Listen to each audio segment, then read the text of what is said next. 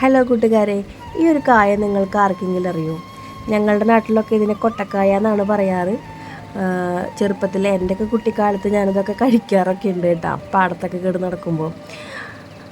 പിന്നെ ഇതിൻ്റെ ഈ കായ ഞങ്ങളിങ്ങനെ മുളയുടെ തണ്ട് എടുത്തിട്ട് അതിലോട്ട് ഇട്ട് ഇങ്ങനെ തോക്കൊക്കെ ആയിട്ട് വെടിവെച്ച് ഇങ്ങനെ ഉണ്ടൊക്കെയായിട്ട് ഉപയോഗിക്കാറുണ്ട്.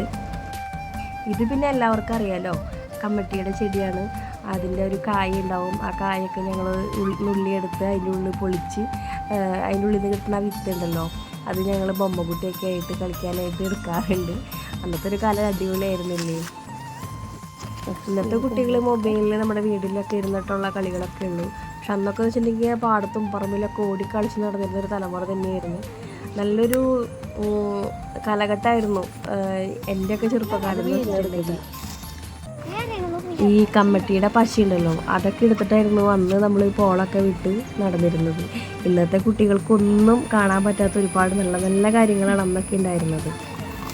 നിങ്ങളൊക്കെ ഇപ്പോൾ കുപ്പിയിൽ കൊണ്ട് നടക്കുന്ന സാധനമില്ലേ? ഏത് സാധനം? ഇതിനെയാണ് കമ്മട്ടി എന്ന് പറയുക. കമ്മട്ടിയുടെ എന്നാന്ന് അറിയില്ലേ? കമ്മട്ടിക്ക് അറിയാം. ഈ സാധനം എടുത്താ